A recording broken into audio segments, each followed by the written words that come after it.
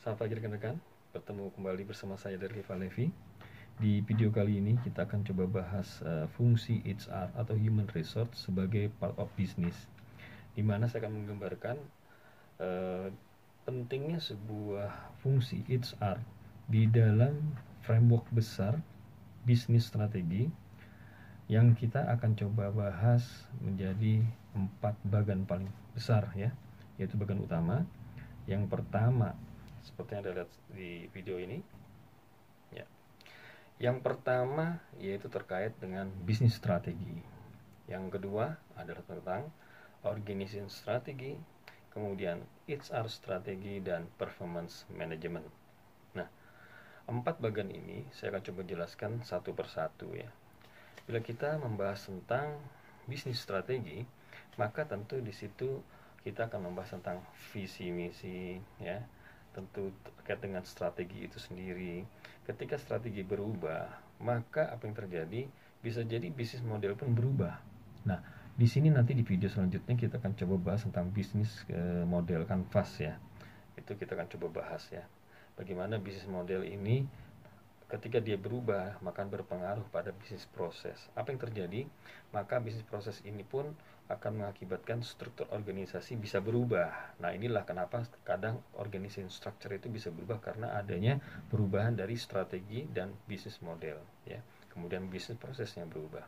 Kemudian tentu di dalam bagian bisnis strategi kita akan bahas tentang values atau nilai-nilai. Apa saja itu yang terkait dengan integrity, innovation, continuous improvement, teamwork, customer focus. Ada juga values tentang entrepreneur mindset, misalnya seperti itu, collaboration, dan sebagainya. Ini terkait dengan values. Nah, ini adalah bagian yang pertama. Kemudian bagian yang kedua yang akan kita bahas adalah organization strategy. Di mana dalam organization strategi ini tentu ada kaitannya di bagian kedua ini dengan bagian pertama. Bagaimana kita membuat sebuah strategi, menetapkan, maka kita bisa menggunakan toolsnya adalah SWOT analysis. Di mana SWOT analysis ini nanti itu akan menetapkan sebuah strategi baru ya. Di mana ketika sebuah strategi ditetapkan, tentunya bisnis model tadi berubah dan organization structure-nya berubah. Nah, di sini organisasi berubah. Ketika organization structure berubah, apa yang terjadi? Maka hubungannya dengan kompetensi people yang ada di dalamnya, terkait dengan core kompetensi, soft kompetensi, technical kompetensi.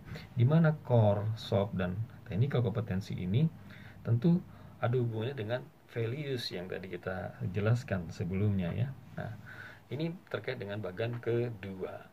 Kemudian bagian ketiga yaitu tentang HR strategi itu sendiri atau human resource strategi.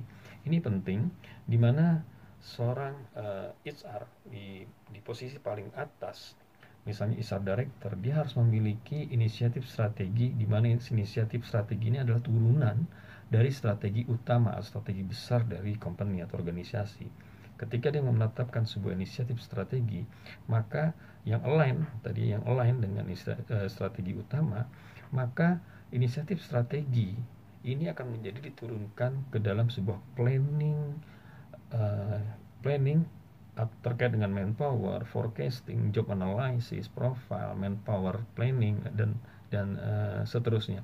Artinya planning ini sangat penting dilakukan ketika sebuah inisiatif baru ada, sebuah inisiatif strategi itu ditetapkan. Tentu akhirnya apa yang terjadi? Maka disinilah akan ada yang namanya gap ya. Ketika kita menetapkan sebuah strategi baru, organization structure yang baru tadi kita bahas di bagian sebelumnya, maka yang terjadi adalah adanya gap ya, gap. Tentu di sini gap ini kita harus melakukan namanya acquiring ya. Bagaimana kita harus meng-hire orang, baik itu dari internal maupun dari eksternal ya. Bila kita terkait dengan rekrutmen misalnya, acquiring tadi dari sisi eksternal misalnya, maka siapa yang akan kita rekrut? Apakah dia spesialis atau kita rekrut dari manajemen training level gitu ya, yang memang mereka adalah orang-orang yang nanti akan menjadi manajer baru misalnya. Kemudian dari internal, talent pool. Nah, ini juga sama nih, talent pool. Apakah kita punya 9 box yang nanti akan kita bahas di video selanjutnya terkait dengan 9 box ya, talent pool. Bagaimana kita harus men-treat mereka ini. Kemudian siapa orang internal yang akan kita promosi, ini juga termasuk ya. Dan kemudian ketika sudah ada acquiring, tentunya tidak cukup kita hanya untuk merekrut orang atau setelah kita punya talent pool, so what? Maka kita harus namanya di bagian keempat sebenarnya irisan, yaitu kita harus melakukan namanya developing, ya, developing. Kemudian setelah kita melakukan developing, maka kita harus melakukan retaining. Retaining ini terkait biasanya dengan compensation benefit. Ada salary structure, itu rewarding, benefit, allowance, dan lain-lain. Kemudian langkah selanjutnya ketika di retain, maka kemudian frameworknya adalah selanjutnya dari sisi HR itu adalah maintaining, yaitu bagaimana kita memaintain orang-orang yang di dalam organisasi kita. Ini terkait dengan service, ya, service. Paling banyak service ada di sini terkait dengan ISAR-IS, kecepatan kita dalam memberikan data, informasi data, terus juga service terkait dengan benefit dan medical, ya, termasuk di sini juga. Kemudian juga di sini operasional yang harus kita support. Nah, di sini kita sebagai HR sebagai part of business di sini. Dan ini sebenarnya daily paling banyak HR itu ada di maintaining sini, ya, paling banyak. Industrial relation juga masuk di sini, walaupun secara filosofi industrial relation itu ada di posisi manapun pasti akan ada industrial relation, tapi paling banyak terjadinya di maintaining ini. Kemudian bila kita selanjutnya kita bicara maintaining, balik lagi kemudian ke proses planning. Nah, di dalam planning ini sendiri sebelumnya kalau kita bahas gap, maka turunannya sebenarnya dari planning ini kita harus bagaimana kita harus mendesain sebuah job. Dari mana job design ini kita bisa desain, itu tentunya berawal dari tadi itu organization structure berubah, core kompetensi berubah, values berubah, technical kompetensi berubah, maka apa yang terjadi, kita harus menjob desain ulang, ya, yang mana kita harus melakukan job analysis, job profile, yang kita harus melakukan evaluasi, akhirnya berupa job grading dan job value nanti akhirnya. Nah, inilah bagian ketiga yang memang terkait irisan antara bagian kedua dan bagian keempat. Nah, sekarang kita bahas spesifik tentang bagian keempat atau performance management. Di dalam performance management, di sini seorang ISA director juga harus menetapkan goals utama, ya, atau widely important goal. Mau kemana sih semester pertama ini, mau kemana semester kedua?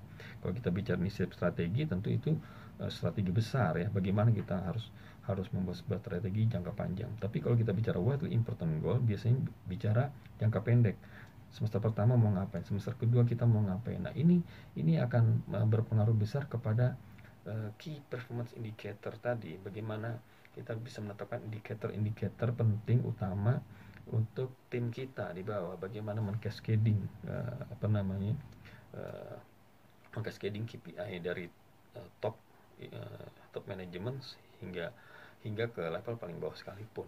Nah, kemudian ketika KPI sudah ada, kita bisa menggunakan balance scorecard tadi, ya, balance scorecard, dan juga akhirnya berakhir dengan performance appraisal. Nah, performance appraisal tentu hubungannya dengan nanti kita akan bahas adalah bagaimana kita menetapkan 9 box. Di video selanjutnya kita akan bahas, ya.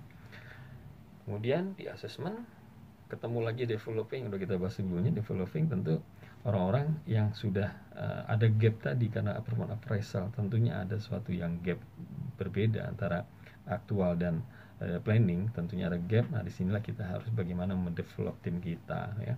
Nah, inilah bagian keempat yang bisa saya jelaskan, di mana semua bagian ini sebenarnya terkait antara satu dengan yang lain, antara bisnis strategi, organisasi strategi, ISAR strategi, dan performance management. Kita akan bahas satu-satu di video selanjutnya terkait dengan bisnis model itu apa, ya, bisnis proses itu seperti apa, talent pool itu gimana, 9 box itu gimana, ya, bagaimana kita akan membahas menjob design sebuah job, ya, membuat struktur organisasi, ya, akan banyak hal yang akan kita bahas di video selanjutnya.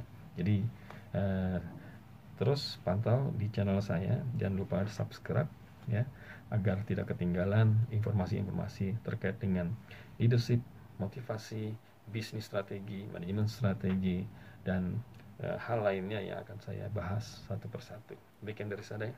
Assalamualaikum warahmatullahi wabarakatuh. Salam paradigma.